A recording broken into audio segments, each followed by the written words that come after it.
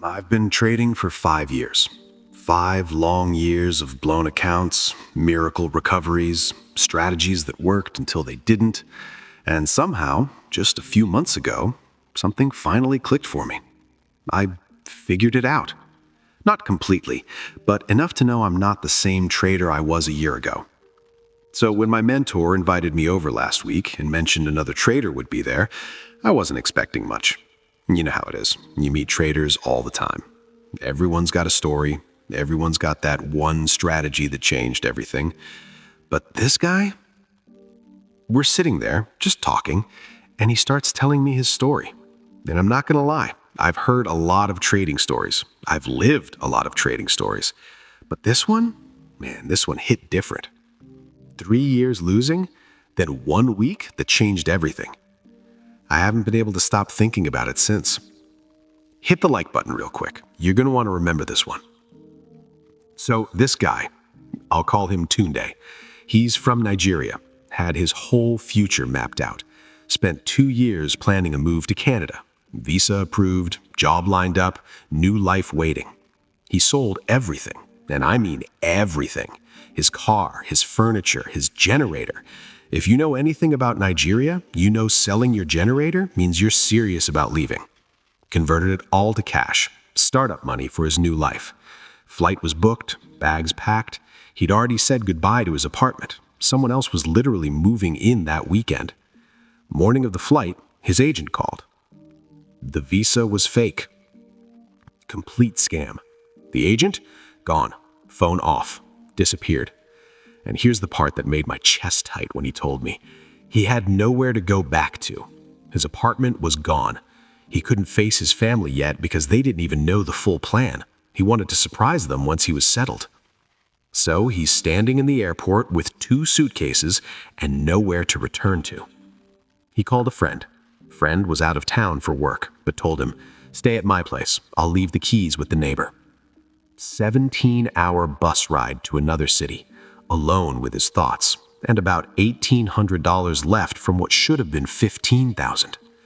I can't even imagine that headspace. He gets to his friend's empty apartment, just him, silence, and the wreckage of everything he'd planned. Couldn't go home, couldn't face anyone, couldn't afford to start over with the visa process. One night, scrolling YouTube, he sees an ad. Forex trading, financial freedom, make money from anywhere. He almost laughed, like, another scam, really? But what else was he going to do? Sit there and stare at the walls? So he watched some videos, opened a demo account. Then he thought, I'm not stupid, I can figure this out. 6 months, maybe less. Lost $900 in 2 weeks. Not because he didn't understand the basics, because he needed it to work. And when you need something that badly, you make terrible decisions. He was taking every setup that looked halfway decent, switching from EUR USD to gold to indices in the same session, moving his stop loss when price got close because he just knew it would turn around. You know, all the things we swear we'd never do until we're desperate. Sometimes he'd win, hit a good trade, make $400, feel like he'd cracked the code. Then he'd lose it all back by Friday, usually more. He started borrowing money. $100 here, $200 there, told people it was for essentials, and to him it was because he genuinely believed he was one good trade away from turning everything around. When he'd win, he'd pay people back double, made him feel like he wasn't lying to them, like he was proving something. But most weeks he was just sinking deeper. There were stretches, 2-3 months straight, where he didn't have a single winning week. He'd find a new strategy, back-test it over the weekend, feel ready, then watch it collapse by Tuesday morning. And here's the part he didn't tell many people. The borrowing got worse. He started taking small loans from loan apps, the kind with predatory interest rates that balloon in weeks. He told himself it was temporary, just until he figured it out. One time, he borrowed from 3 different people in the same week, told each of them a different story. One thought it was for medical bills, another thought it was for food, the third thought it was to help his sister. All of it went into his trading account. He hit one good trade that week, made $600, paid everyone back, plus a little extra, felt like a king for 2 days, then lost $1,100 the next week. He stopped answering calls from certain numbers, started avoiding the group chat where he'd met some of the people he owed. The guilt was crushing, but the belief that the next trade would fix it kept him going. His friend came back from traveling and barely recognized him. Weight gone, eyes hollow, always on his phone. "Bro, you good?" "Yeah, man, just working on something." But he wasn't working on something. He was drowning, and he knew it.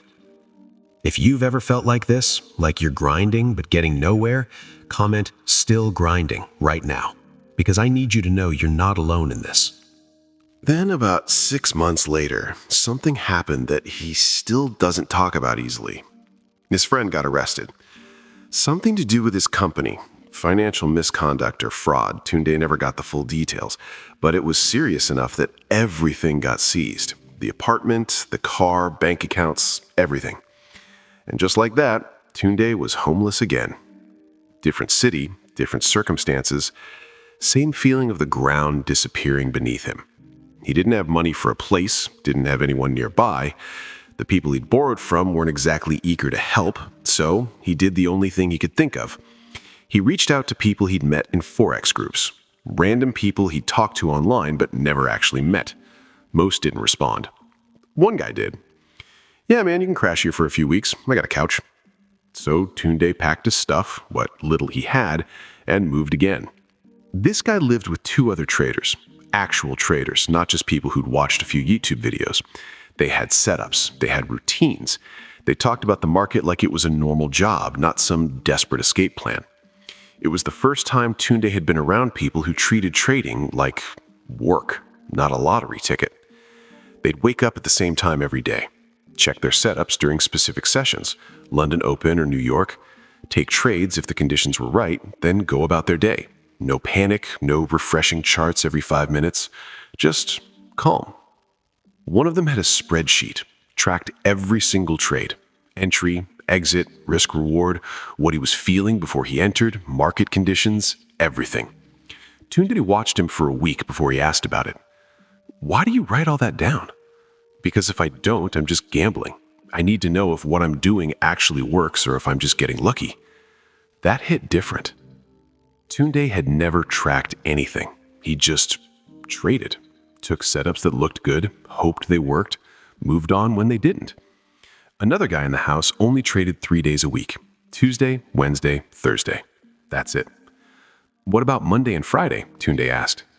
"Mondays are weird. Everyone's positioning after the weekend. Fridays, people are closing positions. I don't like the way price moves those days, so I just don't trade them." Tunde had been trading every single day, taking any setup, anytime, because he thought more trades equals more chances to win. He was starting to realize he'd been doing everything wrong. One of them noticed him watching. "You trade?" "Yeah, trying to." "You should come to this meetup we're going to this weekend. Small group. My mentor runs it. She's different, but in a good way." Tunde almost said no. He'd been to mentorship groups before. They were usually just sales pitches wrapped in motivational quotes. But he didn't have anywhere else to be, so he went. That's where he met my mentor for the first time. She wasn't what he expected. No flashy watch, no Lamborghini stories, just this calm, steady presence that made the room feel quieter. She didn't pitch anything, didn't talk about her win rate or her account size. She just asked questions. "How long have you been trading?" "About 2 years." "Are you profitable?" "Not yet." "What do you think the problem is?" And Tunde, exhausted from 2 years of losing and 2 massive life collapses, just said it. "I don't know. I feel like I'm doing everything right, but nothing works." She nodded like she'd heard that 1,000 times before. "You're not doing everything right, you're doing everything, and that's the problem." She paused. "Do you have a trading journal?" "No." "Do you know your win rate?" "Not exactly." "Do you know your average risk reward?" "No." "Then you're not trading, you're guessing, and the market doesn't reward guessing." She ran a small group, maybe 15 people. No Telegram signals, no premium course, just a WhatsApp chat and a weekly Zoom call. Tunde joined because why not? He was already sleeping on a couch in a stranger's apartment. What did he have to lose? First session, she didn't open a chart. She had them sit in silence for 10 minutes. Breathing exercises. Notice what you're feeling. Don't judge it, just notice. Tunde thought it was ridiculous. He came here to learn how to trade, not meditate. But he stayed quiet. When they finally looked at the market, she marked 3 setups for the entire week. These are the only trades I'll consider. If they don't trigger, I do nothing. Someone asked, what if there's a better opportunity somewhere else? She just said, then I miss it. The market will be here tomorrow. But here's the part Tunde didn't expect. She didn't just mark setups and walk away. She explained why. This one has a clear structure. Higher highs, higher lows on the 4-hour. We're at a demand zone that's been respected 3 times. Risk reward is 1 to 3. Volume profile shows accumulation here. She pulled up a spreadsheet, showed them her backtest results for this exact setup over the last 200 trades. Win rate, 58%. Average RR, 1.28. Expectancy, positive. This isn't a guess, this is data, and data doesn't lie. Then she made them do homework. Pick one setup, just one. Backtest it over the last 6 months, at least 50 trades. Track the win rate, track the average winner versus average loser. If it's not profitable in a backtest, it won't be profitable live. Tunde had never backtested anything in his life. The next few weeks were brutal, not because of losses, because of honesty. Tunde picked a supply and demand strategy he'd been using, spent a weekend backtesting it. 35% win rate. He stared at that number for a long time. He'd been trading a losing strategy for 2 years, and he never knew because he never checked. He brought it to the group call. My backtest says 35%. That's bad, right? His mentor didn't sugarcoat it. If your average winner isn't at least 3 times your average loser, then yes, that's a losing strategy. So what do? You either fix it or find a new one, but you don't trade it live until the numbers work. That's when it hit him. All this time he thought his problem was discipline or psychology or not being smart enough. But the real problem was simpler. He didn't have an edge. Stillness wouldn't have saved him. Meditation wouldn't have made a 35% win rate profitable. He needed a strategy that actually worked first. So he went back to the drawing board. Spent the next month testing different entry methods, different confirmation signals, different ways to manage trades. He tested breakouts, failed. He tested trend continuations, got closer, 48% win rate, but average RR was only 1.12. Still not enough. Then he tested a variation his mentor showed him, waiting for a retest of structure after a breakout, only taking it if it formed a specific candlestick pattern and only during the first 4 hours of London or New York. He backtested 80 trades. Win rate, 54%. Average RR, 1 to 2.6. Expectancy, positive. He almost cried when he saw it. For the first time in 2 years, he had something that actually worked on paper. But his mentor's words stuck with him. Backtesting tells you if you have an edge. Live trading tells you if you can execute it. And that's where most people fail. Here's what happened when he started trading his new setup live. First 2 weeks, 3 wins, 2 losses, exactly what his backtest predicted. He felt good. Week 3, he saw a setup that was close to his rules but not quite. Took it anyway. Lost. Week 4, took 2 setups that met his rules but got shaken out early on both because he moved his stop loss when he saw price pull back. Both would have been winners if he'd left them alone. Week 5 saw his setup but hesitated because the last 2 trades were losses. By the time he talked himself into it, price had already moved 30 pips. He chased it, got stopped out. By week 6, his live results looked nothing like his backtest, and his mentor knew why.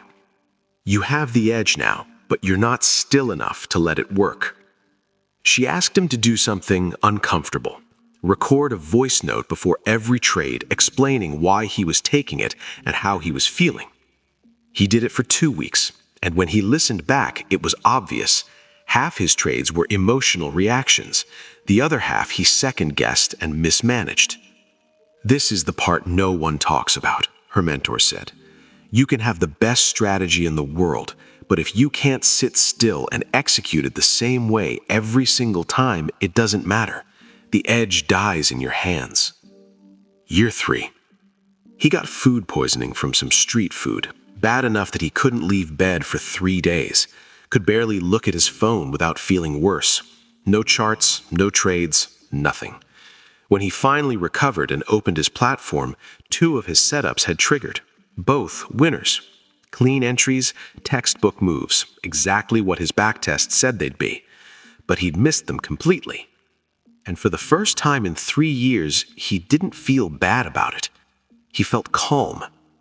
The market had moved without him, his edge had worked, and nothing bad happened. So that week, he tried something different. He set alarms for only 3 specific setups. That's it.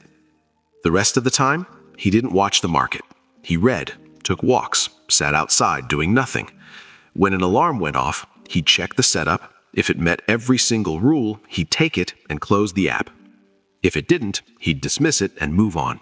No second guessing, no maybes, just the plan. First trade triggered Tuesday. He took it, set his levels exactly where his backtest said to, and closed the app. Hit TP while he was helping cook dinner. Second trade came Thursday, same routine.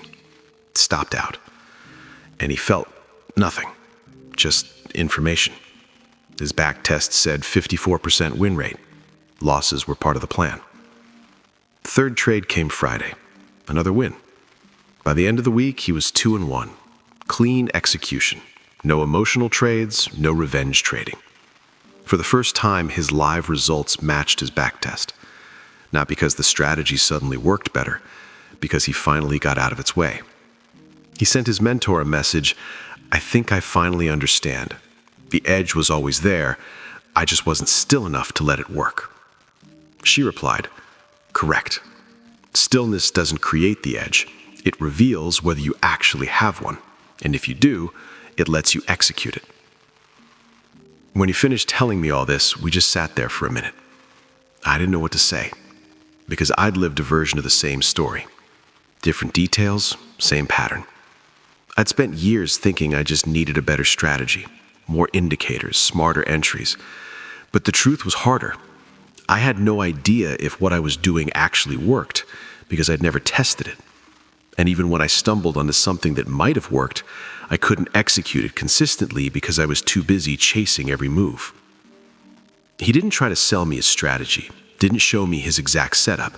He just said, "Most traders are missing one of 2 things. Either they don't have a real edge, they're trading something that loses money on paper, or they have an edge but can't execute it because they're too emotional, too impulsive, too afraid." He paused. You need both. The edge gives you a reason to be confident. The stillness lets you execute it without getting in your own way. One without the other, you'll stay stuck forever. Then he said something I think about almost every day now. Backtest until you have an edge, then trade like a robot until your live results match your backtest. That's it. That's the whole game. And if this shifted something in you, if you realized maybe you've been chasing execution when you don't even have an edge yet, or maybe you have an edge but can't stay still enough to let it work, hit subscribe, because that's where everything changes. The market doesn't reward effort. It doesn't reward hours staring at charts. It rewards edge, and it rewards the discipline to execute that edge the same way every single time without letting your emotions destroy it. Find your edge, then get still enough to let it work. That's the only way.